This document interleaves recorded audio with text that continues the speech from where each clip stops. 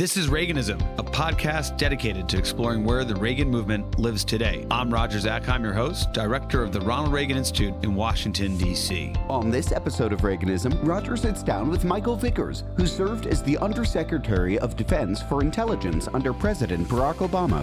They discuss Dr. Vickers' book, By All Means Available, Memoirs of a Life in Intelligence, Special Operations, and Strategy, his time as a Green Beret, counterterrorism operations in Afghanistan, policy leadership at the Defense Department, and much more. Michael Vickers, welcome to the show. Pleasure to be here. Well, you have served multiple roles in the Department of Defense and intelligence community. You were an Undersecretary of Defense for Intelligence in the Obama administration, in the George W. Bush administration, Obama administration. You were the Assistant Secretary of Defense for SOLIC, Special Operations, Low Intensity Conflict. Of course, you served in the CIA and was an Army Special Forces officer during the Cold War, perhaps known most for your star role in Charlie Wilson's War, the film from 2006, where you had a big role in the film. And of course, in reality, the book that we'll get to right now tells that story as much of other things that happened in your career. And here I'm referring to By All Means Available, your new book, Memoirs of a Life in Intelligence, Special Operations, and Strategy. Congratulations on the book. And Mike, tell us about why now was it time for you to put out this really fantastic memoir? Well, over the last decade, enough information has been declassified that I could write it. You know, I've spent a lifetime keeping our nation's secrets. And there were really three reasons. One, you know, a duty to history. I had participated, particularly Afghanistan in the 1980s, in a world-changing event, you know, that helped end the Cold War. And so I felt the story hadn't been told fully, and I felt I had a duty to history to really document that. The second reason is, you know, the way we conduct secret operations, covert operations, and some special operations, is with congressional oversight since the late 1970s, but not by necessity the American people knowing all the things we do. And so I wanted to share what I could with the American people, the great work that intelligence professionals, special operators, national security strategists really do on their behalf to keep us safe. And then the third reason is I'm increasingly worried about the international environment. And so I wanted to pass on what lessons I could as we enter a new Cold War with China and Russia to future generation of operators and strategists so they can win. Well, that screams throughout the book, the last point in terms of the new Cold War and the challenges we're facing and how much it rhymes, almost shockingly so, with the world today and the world you began your career in. So why don't we start with the beginning here? So grew up out in California, Hollywood, high school recruiter, or somebody, you're in the library and you get interested in the world of special forces, and you find yourself as a Green Beret and working by, with, and through, and really like all over the world, all the different groups, but a lot in the Western Hemisphere. Most people know your story, to the extent they know your stories from Afghanistan, but it really didn't begin there. Tell us a little bit about Mike Vickers in the years prior to you taking on this highly consequential role during the Reagan years in terms of what you did in the CIA in Afghanistan. Sure. So as you mentioned, a high school teacher, when we were sitting in the library, passed a copy of that day's New York Times to me my senior year, and it had a story in it about CIA's paramilitary operations in Laos supporting Hmong tribesmen against the North Vietnamese. And he said, you might be interested in this. And I thought, I don't know why he thought that, but I am. I thought, imagine myself leading secret armies. And so, I grew up wanting to be a quarterback or a pitcher or outfielder in baseball. And when I realized my sports career was coming to an end, that it might be a passion, but it wasn't a talent, I thought, what else am I going to do with my life? And I thought, I'd like to be a CIA operations officer, but I'd like to start by being a Green Beret. So I enlisted in the Special Forces and luckily made it through training. My parents didn't think I would and were quite nervous about what would happen to me. And I spent the first half of my 10 years in Special Forces in a unit oriented toward World War III if it broke out in Europe. And my team's missions were to go behind Soviet lines and try to halt the Soviet advance, but then work with resistance movements in Eastern Europe, which there weren't a lot of at that point, or maybe they'd rise up as a result of the war. And a lot of training. I was even trained to parachute into Eastern Europe in the event of war with a backpack nuclear weapon, which seemed like a good idea at age 23, maybe not so much in later years. And then I became an officer and went right back to Special Forces. And as you said, Central America was heating up in the early 1980s. And so I was given command of a classified counterterrorism intelligence unit and collected intel. We had our embassy taken in Tehran, and we were worried about similar things happening in El Salvador or elsewhere. So it was my responsibility to make sure we were prepared for that. And there were a couple hostage incidents, an airline hijacking and a barricaded building that I had responded to with my team, and did a few other things, but then decided the Cold War's main stage, it was time. I'd completed my bachelor's degree. It was time to go to CIA. And so that's what I did in 1983. And that transition for listeners and viewers who are not kind of within the Beltway following these issues, the transition from, we think of the Special Forces community and the CIA, is not an unnatural path. It's a sort of thing which happens often almost. That's right. I mean, so CIA in covert action has its own special operations, and they're populated by special operators, but also people who collect secret human intelligence. Some of them have special operations backgrounds as well. And so it was a pretty close fit. And I had a fair amount of clandestine intelligence training and some jobs in the Army, in the Special Forces as well. So it was a pretty easy transition. And both those groups don't like to dress in the normal, let's say, uniform of their counterparts in Washington or, in big army or big military, huh? Yeah, I think that's right. Yeah, and CIA being on the leading edge of that. That's right. So you're emerging in this world, and of course, there's a huge change in January 1981. Ronald Reagan is elected president of the United States, or comes into office in 1981. He's elected in 1980. And the director of Central Intelligence is Bill Casey, often referred to as Wild Bill Casey. Yeah. And I want to read to you something from the acknowledgments. Go to the end of the book, where you write, "I still stand in awe of President Reagan and former director of Central Intelligence Bill Casey for believing that it was possible to drive the Soviets out of Afghanistan, dismantle the Soviet Empire, and bring the Cold War to an end, and for supporting the efforts that turned that vision into reality." And of course, so much of the formative months, years in your professional life were really bringing that vision into reality. But take a minute, Mike Vickers, and share with us why that is almost a profound thing to write.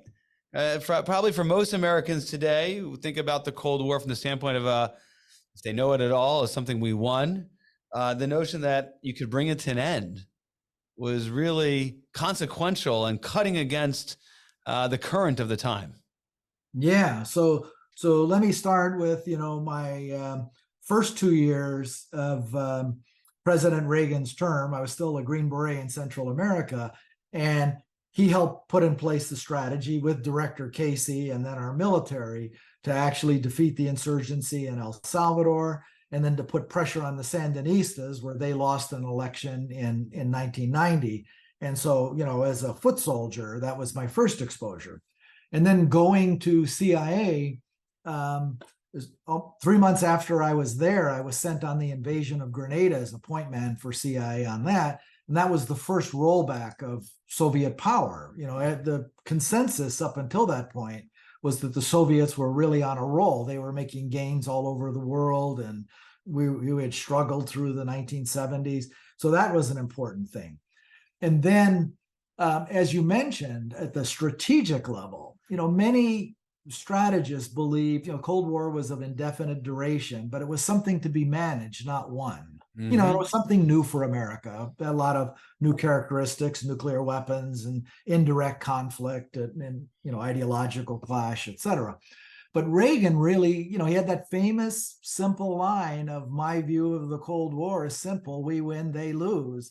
And it was astoundingly profound as you look back at it, that, I'm not just going to settle for managing that, though he did manage the end game extraordinarily well, combining diplomacy with force.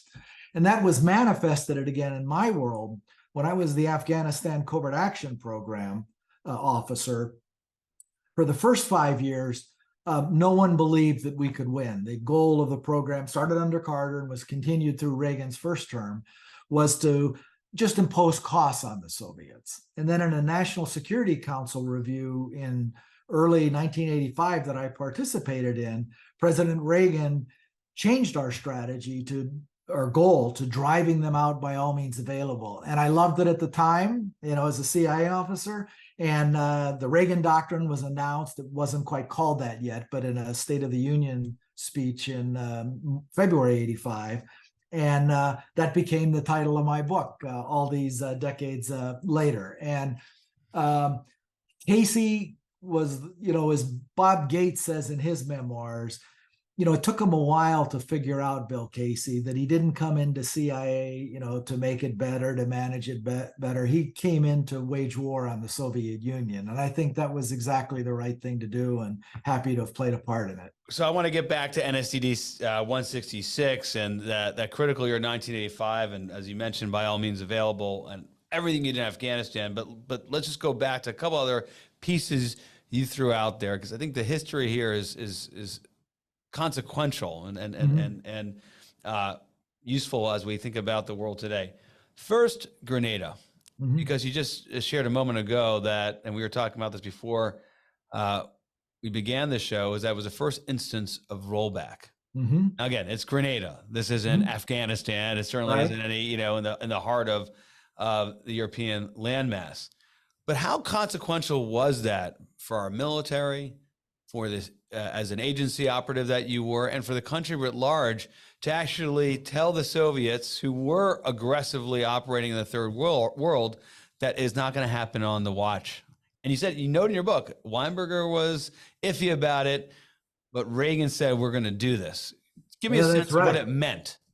Sure. So, Grenada had a deteriorating situation for several years. Cubans were building this giant airport, and, Marxist government had come to power.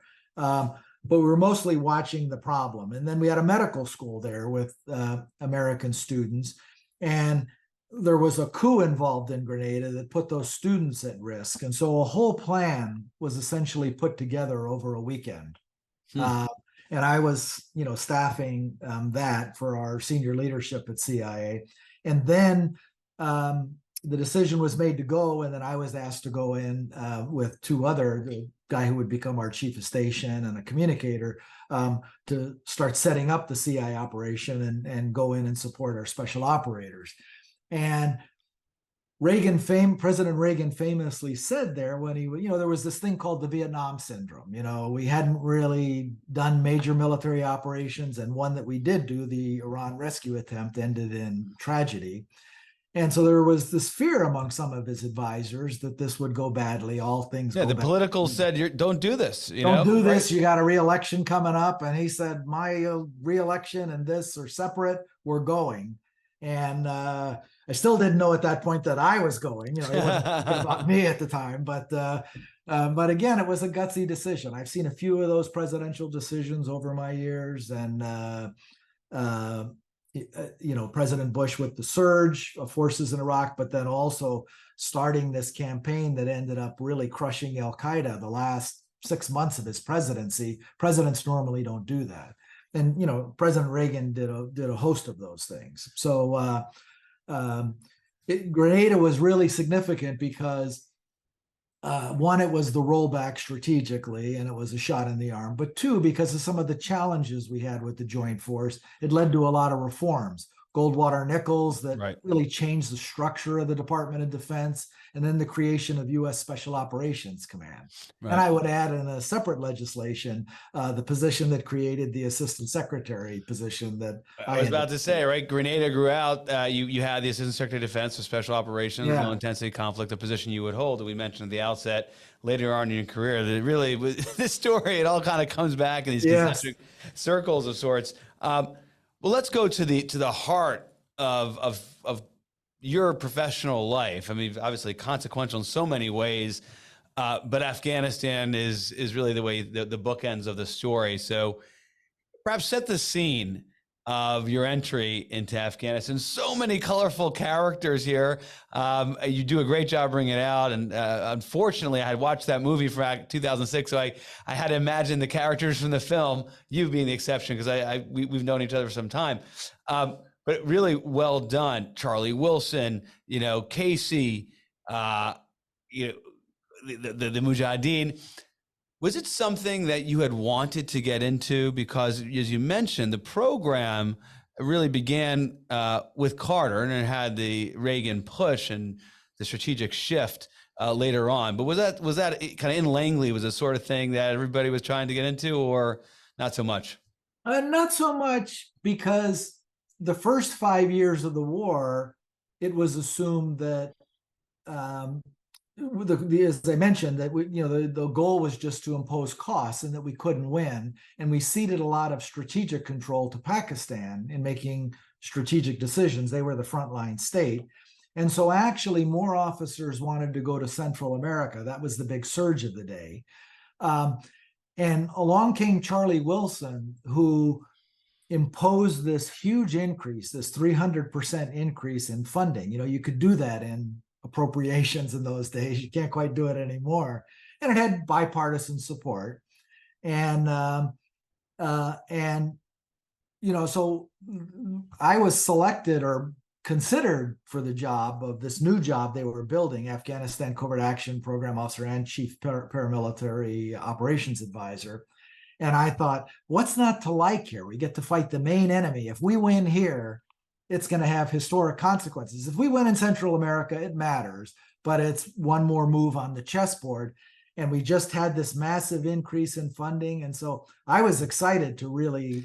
But that, again, that's a strategic observation that in hindsight seems people are going to nod their heads and say, of course, of course. Yeah, but it wasn't at the time. Totally not, right? No, and the reason was because, one, there was nervousness about this huge increase in money, that the program, you'd have management issues and all this other problem, that our main effort was Central America, that we couldn't win. So I had to change a lot of things to really turn that into reality. To the point, there's one anecdote in the book, someplace in the middle here, when you're talking about Afghanistan, even Casey's like, the funding's going up, and he's starting to vent about this. And they're like, well, Vickers has got it. And I guess that was enough to answer the mail for Casey or the senior staff around him to give him confidence. But that's a lot of risk involved when you're pouring that much money into players that, right, they're not Western, they're not speaking your same language. Right. So, early on, as I was doing my assessment of how I wanted to change, what I would do with all these new resources, but what the possibilities were, I concluded fairly early, a number of things. We needed lots more surface-to-air missiles and training and intelligence and more ammunition and this and that. And we needed to wrest strategic control from the Pakistanis and get our allies to escalate with us. We had a lot of secret allies. But I came to the conclusion that to do all that, we needed to double our budget again. And so I sent a cable back into CI headquarters from Islamabad on a trip when I was meeting with Mujahideen commanders and our Pakistani counterparts. And poor Director Casey said, what? The budget just went up 4 times. And who is this guy? He wants to double it again. And that's when some of my colleagues said, hey, he's figured it all out. Just go with it. And sure enough, then a few months later, Charlie Wilson got us a second round of money, and we, achieved that level of funding. And of course, you're your director of Central Intelligence, and your patron in the Congress is not only supporting you, but double downing or giving you more. Yeah. That generally alleviates some of the concern, right? Because right. What you alluded to at the outset of our conversation is that so much of what happens, and your book does a great job of explaining this in the shadows, as Gates would call it, is really this kind of behind closed doors agreement after intelligence reform of the late 1970s between the executive branch, between the president and the CIA and the intelligence committees in the Congress. And so that's, in that respect, it's sort of flat. Yeah. And what's interesting about it, also maybe compared today a little bit, although I think there are parallels, is, the politics were tough then, but you had conservative Democrats who would support President Reagan on some things and not on others. And you had Republicans who opposed him on things, so sometimes some of our biggest critics of the program were Republican senators. And, people like Charlie Wilson, who was a conservative Democrat, were our biggest supporters. And President Reagan was happy to do deals with anybody who would do deals with him. Oh yeah, Goldwater was a senior senator from Arizona who at times took the position against the Reagan administration, and on the defense side, Sam Nunn was an important backer, as well as Scoop Jackson from Washington. So yeah, lots of examples. Right. Obviously, I'm referencing cases that are outside of the world of covert operations, but reinforces the point. But you mentioned Sam Nunn. He was a big supporter of the program too. Right. Okay. So yeah, exactly. It's interesting political time. So, one of the great stories here is how you engineer, and we'll just maybe give one anecdote of getting these weapons to the Mujahideen, training them up, through what's kind of Western Pakistan into the parts of Afghanistan that are relevant. These would all become famous, at least to me and my generation, as the Afghanistan war after 9/11 takes hold. But the British, I guess, were doing this before you, but it was not well known, and you're figuring this all out. And obviously, as you referenced, whether Pakistan is critical here. Talk a little bit about the process of getting, whether it's surface-to-air missiles or something else, to the hands of the Mujahideen to make an impact in the battlefield. Yeah, so I didn't know it at the time, but it was kind of like running a covert version of FedEx or UPS in the sense that, we had ships we had to schedule from China and Egypt and stuff to get there. We had air routes to get sensitive things in, surface-to-air missiles or fancy radios, frequency hopping radios so we could get them in the hands of fighters right away. And then, we had to construct a system of warehouses and trucks to move things from the ports they came in at or the airfields to those areas. And then when they went into the smaller warehouses for the Afghan resistance, and then a lot of Toyota trucks and mules. So we bought, the mules. I love the mules. China, and we tried to buy some from Tennessee. They weren't as hardy, unfortunately. But, so it was quite a logistical enterprise as well as an operational endeavor. And it's strange. So this is a part that under the surface of the book, was there a moment where you're like, well, this is even getting a little bit unwieldy even for me, because you're really the person whose arms have to kind of wrap around this whole thing. Yeah, no, at times I thought about just how big and how momentous it was, but I was so focused on just trying to get this done in the shortest amount of time that, and so sometimes, had to take, got a no. So the first time we wanted to introduce the British surface-to-air missile, the blowpipe, British government turned us down. Right. And we kept at it. And then 6 months later, we got Prime Minister Thatcher to agree. And she kind of helped lead the way again for the US Stinger.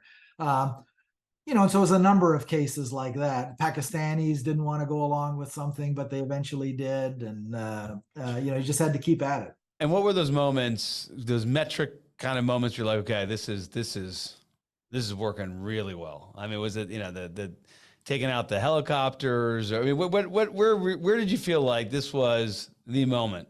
So there were a series of them. So one in 1985, when we first started really putting all this stuff in, increased by a factor of 10 in 1 year. That summer, there was an ambush. We tried to get resistant groups to work together, and we had given them a lot more heavy weapons, anti-tank weapons, mortars, surface-to-air missiles, training on how to do complex operations, lots of ammo. And they ambushed a Soviet column going from Kabul, the capital of Afghanistan, to Gardez, a provincial city in the southeast. And it was a 50-mile kill zone. And when I looked at the satellite photography of that, I thought, geez, like when I was in special forces and ranger training and CIA paramilitary training, if an ambush was a few kilometers long, it was a big deal. And this thing just 50 stretched miles. for miles. If you remember the highway of death as the Iraqi army was leaving Kuwait, that's Sure. what it looked like. And then Soviet attack helicopters came in to try to rescue the convoy, and they were driven off for the first time by all the surface-to-air missiles. And so I thought, this is really working. And then we also provided sabotage and demolition kits to the Afghan resistance in large quantities. And a couple months later, they blew up 21 Soviet MiGs on the ground in Western Afghanistan at Shindan Air Base. And all you saw on the satellite photography were these burn marks on the runway. And again, I thought, this is working. And then later, the Afghan resistance blew up the major Soviet ammunition dump in Kabul with a rocket. We had been providing a lot of rockets to them, surface-to-surface rockets. And then, of course, shot down a lot of helicopters. Interesting. So a proxy war, even with Mujahideen taking sophisticated weaponry, lots of ammunition, defeating the superpower. All right, so I got to take our first excursion from the story and talk about today. I was going to save this for later, but it's like we hear these stories about we shouldn't ratchet up our support for Ukraine. And can't give them the F-16s because it takes too long to train. Can't give them to HIMARS because it takes too long to train. We've heard all this. Here you are, Mike Vickers. You're not in government right now when this is all happening, although you were in government at different points when administrations were considering this. Are you just like screaming and pounding wherever you can pound? Because if it works for Mujahideen in Afghanistan, the logic would seem to dictate it's going to work. Fill in the blank. All right, I'm making the argument for you, but no, absolutely. The principles are the same. And so, our support for Ukraine is conventional war rather than a covert action or unconventional. There's certainly intelligence aspects, but it involves a lot of the same elements. And getting that scale and speed to overwhelm the enemy is critical. And so while generally we've done the right thing from a policy perspective of supporting the Ukrainians and giving them certain weapons, we've done it too slowly and kind of dribbled it out incrementally, and it's never a good strategy. And if you contrast it with Afghanistan in '85, the contrast is pretty stark. And things like the F-16, so one, they said the same thing about giving them the Stinger, that they needed too much training. We trained the Mujahideen in 3 weeks on it, and where normally a U.S. soldier would get 12, and they did quite fine. And the Ukrainians have done really well with the HIMARS, the high mobility artillery rocket system, the Patriot, compressing training times. And innovating as well. I mean, they're not just using it; they're innovating. They're making it appropriate for their use. Using it, exactly. And they will need the F-16s. Not only would be great if they had them today and other aircraft, but they will need them for deterrence purposes if they win the war. So it's silly to drag this out. Well, a big difference then, and perhaps this is the moment to turn back to the story, and then we're going to jump in a moment here to 9/11, right? The bookend, the other bookend. But the difference was NSTD 166, and you write about this because if the objective is stated in policy, the removal of Soviet forces from Afghanistan, everything follows through. And so you think about that moment compared to where that program was prior to, or you think about what I just did, taking this excursion to talk about Ukraine policy. The difference is, do you have a stated objective that you're pursuing that's clear? And if the clear is remove, if the objective is to remove, then it allows a Mike Vickers to do what you did on the ground. Talk about that. Right, and even if you start with the wrong objective, you're too cautious and your government, as circumstances change, you want to take advantage of that. So I think your parallel is directly accurate with NSDD 166. That actually started as kind of a management review by the NSC of whether the program was being properly managed, whether we had a corruption problem, again, echoes of Ukraine. And it got turned into, well, what are our objectives and what can we do? And that in short order, it became, hey, we can defeat these guys and it will have big consequences if we do. And so that got enshrined into this then top secret National Security Decision Directive that President Reagan signed. That made possible then the doubling of resources, the additional, the British surface to air missile system, the US Stinger, all that became more possible because of that policy change. One figure is part of this bookends of your story, you know, Afghanistan in the 80s and then later in your career in this century is Bob Gates, because he is the chief of staff to the director of Central Intelligence, Bill Casey. Talk a little bit of Bob Gates, his role. He's written about this numerous places, but most prominently in his memoir, In the Shadows, from the perspective of Mike Vickers then.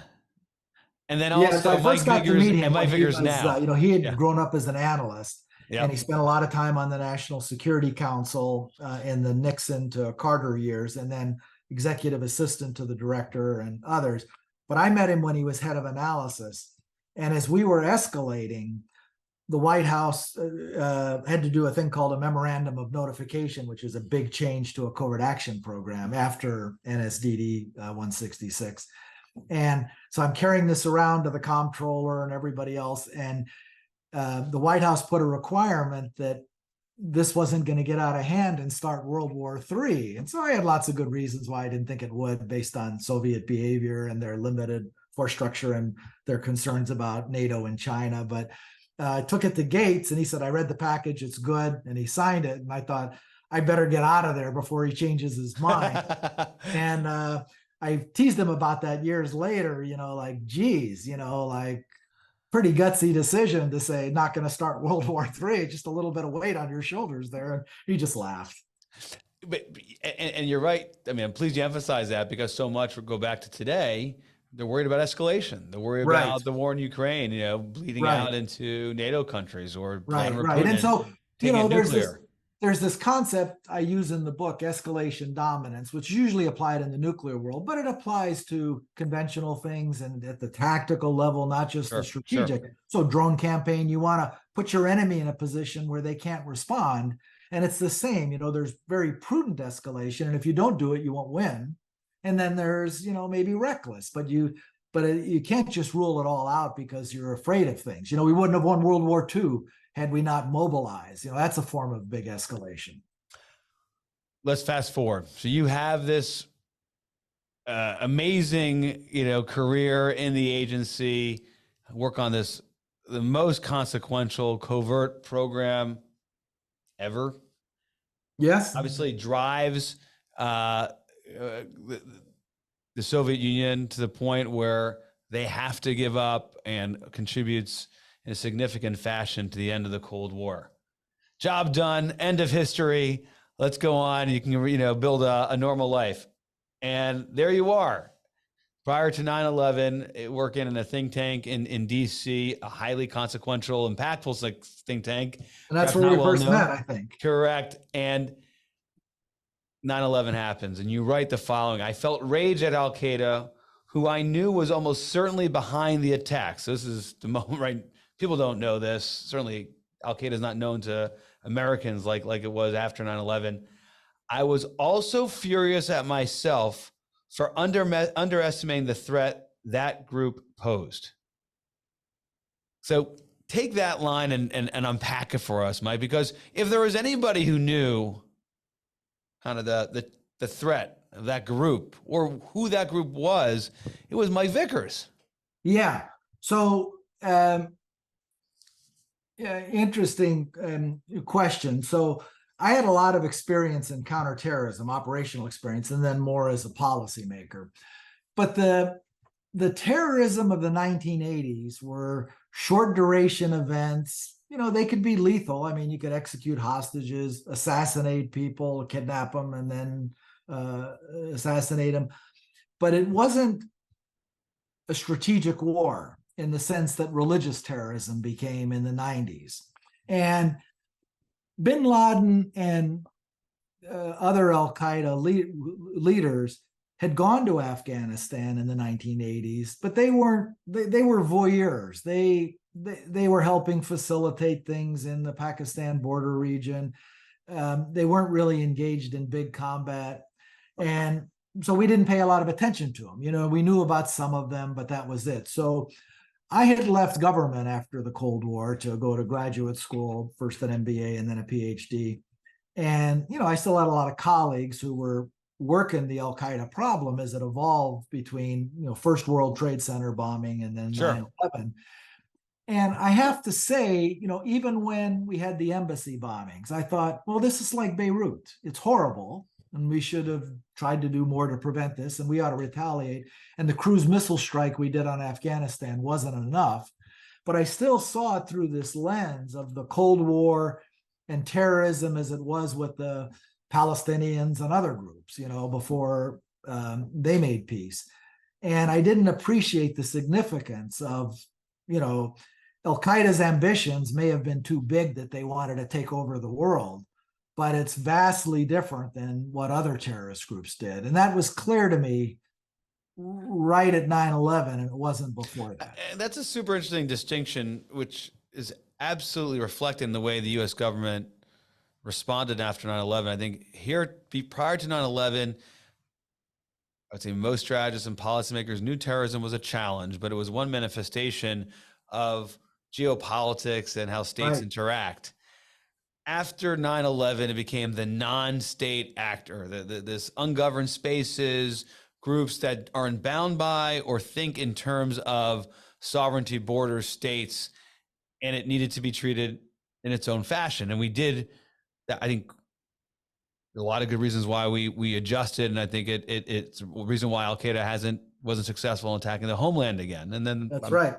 But at the same time, you know, it perhaps got our eye off the ball of some of the state actors for a period of time, and has come at a cost as well, which maybe we'll get into. So, Mike, you obviously get back into the fight. And I remember when I was a staffer in the Armed Services Committee, you were kind enough to spend time with me and colleagues helping us understand what was going on. And it was years after 9/11, but still at the heart of the fight in Afghanistan and Iraq. But one thing that stands out to me, you probably don't recall this, but you were kind enough to spend some time with me and a colleague for lunch. And I said, "Oh, so what are you up to?" And this is actually, you had been still in a think tank, and you said, I just got back from a meeting on nanotechnology. And this is before anybody knew what nanotechnology, or certainly people weren't talking about it. But it struck me at the moment that you're doing all this stuff, you have all this operational experience, but he's also got this kind of technologist side to him. It's relevant both in terms of how we dealt with Al Qaeda, but also the new Cold War, you call it. Talked about technology and all of this and its place. Sure. So I think one of the ways the new Cold War with China and Russia, and China in particular, is different from the Soviet-American Cold War is the role of emerging technologies that change industry and the economy and society, as well as national security affairs, artificial intelligence, quantum computing, synthetic biology. And so, you know, when I left CIA at the end of the Cold War, I thought, I'm done with terrorism and counterterrorism. I'm done with intelligence. I'm done with Afghanistan. I'm done with covert action, done with Russia, or, you know, and I thought the next big thing was the rise of China. And so I got that right in the early 90s, got everything else wrong. You know, had to deal with all that after 9/11. You're just ahead of your time. And that's what you are. So from the 90s on, really, and through some of my positions in the Department of Defense at a very senior level, I worried about our military position and deterring China, you know, starting a new bomber program, expanding our submarine force, space, cyber capabilities, et cetera, but also these emerging technologies that really could be revolutionary. And I came to see that new tech arms race is the central competition of this new Cold War that we've got to win. Before we jump to this new tech arms race, is fascinating and important. I think that's perhaps the unexpected part of the book. For me, not that I didn't think you would weigh in on it. It got serious treatment in the book, and I was the rest of it was kind of, I expected the story of Afghanistan and the like. Right. But as you're in these positions in the Department of Defense and we're trying to defeat Al-Qaeda, we got close and didn't do it, got close and didn't do it. We get bin Laden, but they're still there. And then it splits off in all these ways. Today, we still have ISIS. And now with Biden administration, we're out of Afghanistan. Tragic as it was, there's still a counterterrorism threat. Just kind of close that piece of the discussion with your sensibility right now. Will we be back? Will Mike Vickers have a round 3 dealing with Afghanistan? Or jihadi terrorism? Well, fair enough. Expand it to might not that. be Mike Vickers, but I hope not. But we will if we take our eye off the ball. And yes, we need to shift to China and Russia, Ukraine. But you can't ignore the Middle East. If the Middle East and jihadi terrorism were like Las Vegas, that what happened there stayed there, it would be that manageable problem like the Cold War. It's not. That's the big lesson. And so we learned some painful lessons with the big attacks on 9/11 and adapted our strategy accordingly.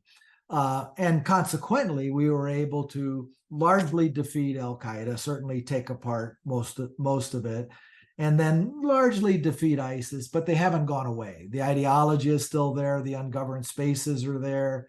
And it only takes an economy of force effort, relationships with partners in the region, the surveillance aircraft that can also strike that we developed right around 9/11 to deal with that problem.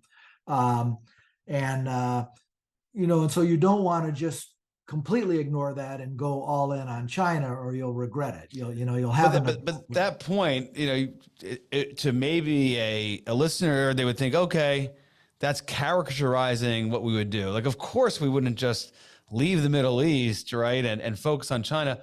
But in fact, that is the debate right now. I mean, there is a view which actually finds itself in our national security strategy and defense strategy of both the Trump administration and the Biden administration, where we need to absorb risk is the euphemism right, for doing what you're saying we can't do. Certainly, if it's applied in a fashion that is not thought through and nuanced. Right. Yeah. No, I thought our withdrawal from Afghanistan, not only was it badly conducted, but I think strategically it was a big mistake. We had transitioned security responsibility to the Afghans, and what they needed was our continued support and air power in desperation if we needed it. They didn't need U.S. combat forces anymore or anything like that. They needed a few advisors. And so we traded a stalemate. I mean, we could eliminate Al-Qaeda's sanctuary in Pakistan. We couldn't eliminate the Taliban because the Pakistanis were on different sides of that. But we could certainly keep the Taliban from ever winning. And we just ceded it to them and let them win. And so China, Russia, and global jihadists all looked at that like this big defeat for the United States. Not just we're leaving this forever war that nobody cares about. I think it contributed to Putin deciding he could go into Ukraine, among other things. I think it was a big mistake. It doesn't mean we need big Iraq wars or Afghanistan wars or anything else. We just need sensible counterterrorism policy. No doubt. And I see it the way you do, drawing the line between geopolitical events and the way Xi has approached the United States, and Putin looked at Ukraine through what happened in Afghanistan. I mean, you write it in your book, you talk about a Bagram. I mean, just for Mike Vickers, the person who, as you were talking about earlier, had to figure out the logistics of getting stuff into Afghanistan in a covert, program. And then we have the stuff in this amazing base, huge, billions of dollars worth of equipment and platforms and the like, and we give it away to the adversary. Right.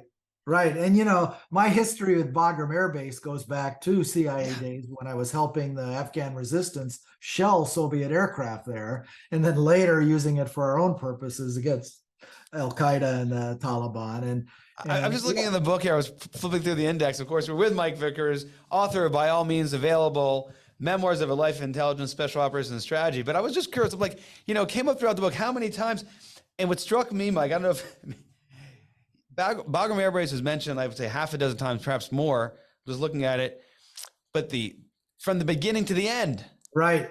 And throughout. Right. I don't know if you ever thought about your memoir through the interaction with the air base. It's a certain, one of the things I start the book with a little anecdote about a quarter century apart. I'm on the same hill in two different wars, and a small remote part of the earth that's caused a lot of trouble for us over the past 4 it's like you say, we ignored our own peril. Let's move to the new Cold War, and then we'll close out a great discussion. So pleased to have you on the show, Mike.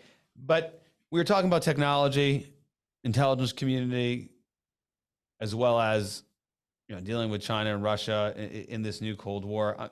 You have a really fascinating observation I want to read to you and ask you to unpack.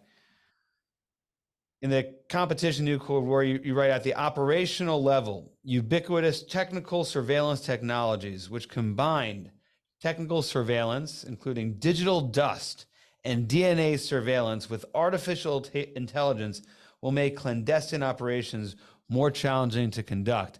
And the end of that sentence, to me, seemed overly diplomatic. I would have just, after those few examples you give, impossible. How do you do anything clandestine anymore in terms of human operations, with all the technology out there? I mean, if you came out of your, what I hope is more relaxing, enjoyable, crazy life, and you're director of Central Intelligence, this has got to be a real tough nut to crack. It is, and it has strategic as well as the operational implications. So, during the Cold War, we learned how we could operate in Moscow under the nose of the KGB so we could handle important Soviet agents. And there it was physical surveillance and other things that, you had 3,000 people they would deploy. And, if you made a turn in a car that they couldn't see, they'd let people get out and see if you made any chalk marks and all that. Well, now the problem is Beijing's the really challenge, not only because of China's role in the system, but because of the cameras and everything else they've put up. And the surveillance state. It's a surveillance state, exactly right. And so learning how to operate in that environment, and that's the ubiquitous technical surveillance part, and so without going into great detail, you need countermeasures of various parts. It becomes more technologically intensive to be able to operate, but it's not impossible. And it's a problem we've got to solve, because some intelligence you're only going to get that way. But our officers will have to be far more tech savvy than they've been in the past. Now, young kids grow up with social media and all this, but it's really awareness, not just of your physical surroundings, but your technical surroundings, and multidimensional technical surroundings, including things like DNA. That we just don't even think about. But your hair, now what you can skin. do with DNA, you leave stuff behind all the time, wherever, for a variety of reasons, wherever you go. And so we need to adapt to that world, just as we adapted to new technologies in the past. The strategic implication is that, in the Cold War, the Soviets and the Chinese would, for a while, the Chinese at least, would back communist parties with the aim of trying to overthrow the government and, come to power. Chinese don't do that anymore. They back authoritarian states. They say, we want to do business with you. We're autocratic capitalists. They may not use that exact word, but we're happy to have you stay in power. We have the same thing. In fact, here's some technology. We'll give you surveillance state. So if you contrast that with the Cold War, where, for time to time, we back some authoritarian governments who are anti-communist. We're on a different side of that competition now with this. And China has a lot of assets that the Soviets didn't have. And we have to think about how we can win that too, or we'll lose a lot of influence. And Jared Cohen, I don't know if you know Jared, he wrote a piece recently about geopolitical swing states, and really captures, aligns with your argument there. There are countries, some democratic, some not, but are not going to make their choice between the United States and China on the basis of values alone. Right.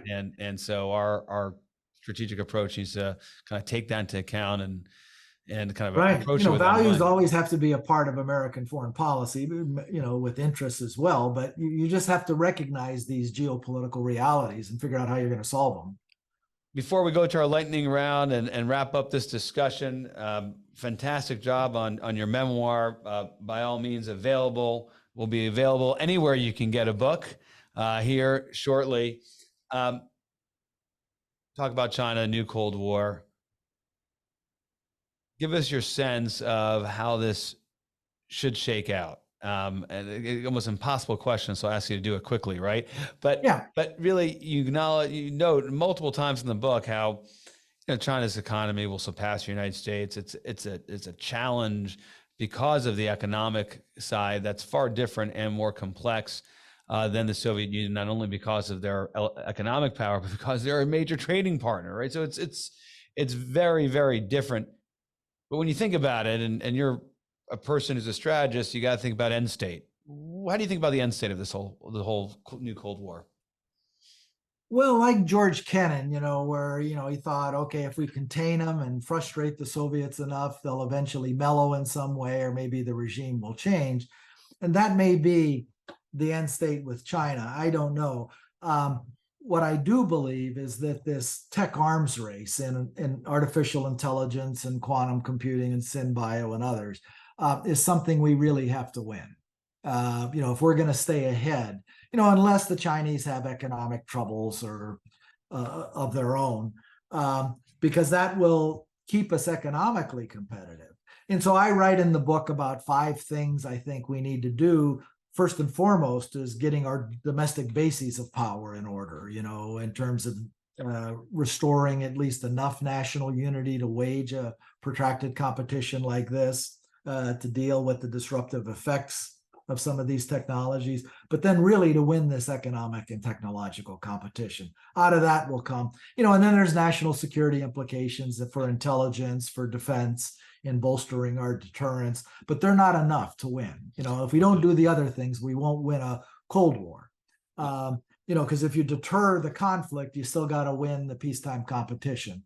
And this economic and technological competition, as well as expanding military and intelligence power, translates into global influence. So in that sense, it's similar. It's a global competition, and it's a competition of systems.